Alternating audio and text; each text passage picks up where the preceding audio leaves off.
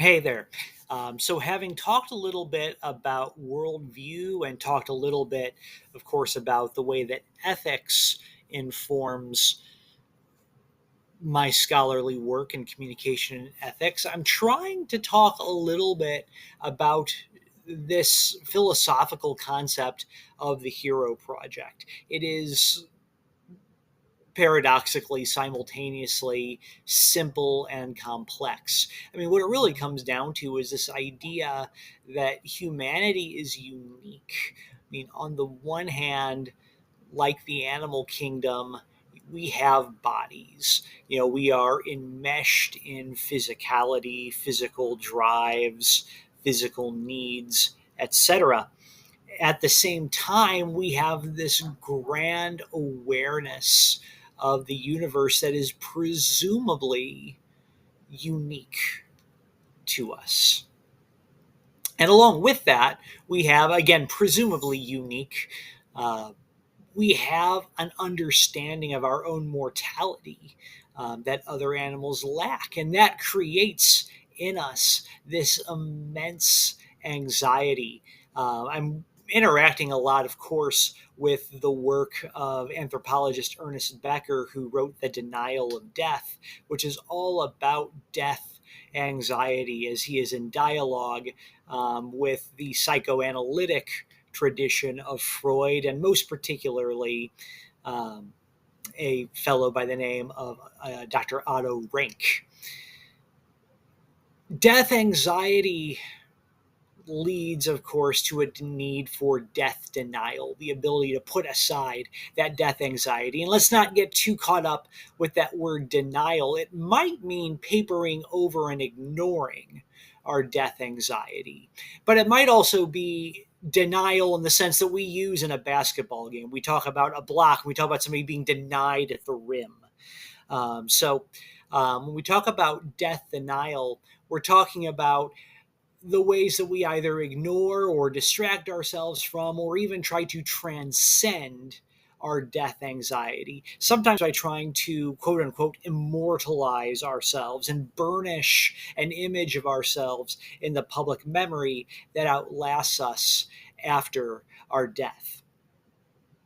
And so moving from that, the kind of the collective term for how one tries to deny whatever we mean by deny, in this case our death anxiety, is heroism, because it's often tied into kind of a meta story, a cosmic story of good and evil and what is and is not significant. Heroism.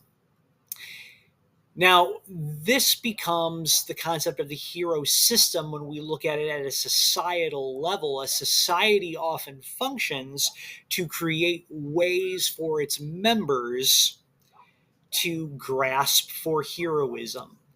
So, for example, in the example that I use below in what I've written here, in a consumerist culture, a society will look for ways to encourage its members to distract themselves from death anxiety, or deny or even transcend death anxiety by making a lot of money, by working really hard, contributing at the office or at the plant or at the workplace of whatever stripe, make a lot of money, compete for promotions, make more money, and then spend that money, consume it, uh, you know, spend that money for consumable goods, with which you can then distract yourself.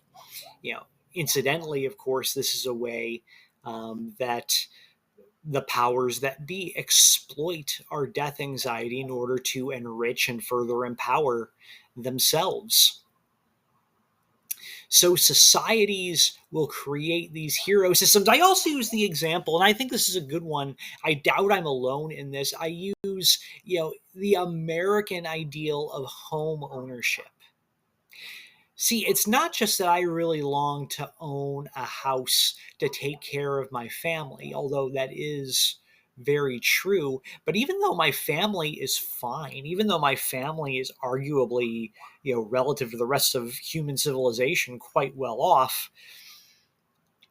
I feel this real sense of ethical failure that I haven't managed to secure a purchased home for my family. And I think that's tied in to American culture's hero system. I think part of our hero system is this idea of economic home ownership. And I think that's significant. So, part of what I'm doing rhetorically with my research is I'm engaging what I'm calling, I've sort of invented this term, critical heroic rhetoric.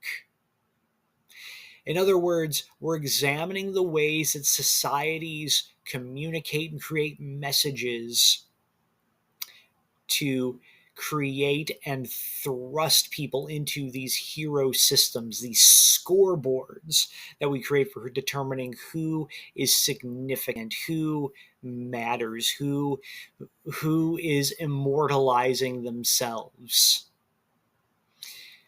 So that's really what this is about. Now, I don't really get into, we're talking about hero systems in general. We're not getting into how they intersect with evangelicalism. I'm going to save that for another day. But what does it mean for societies to create hero systems? That's what I've written about today.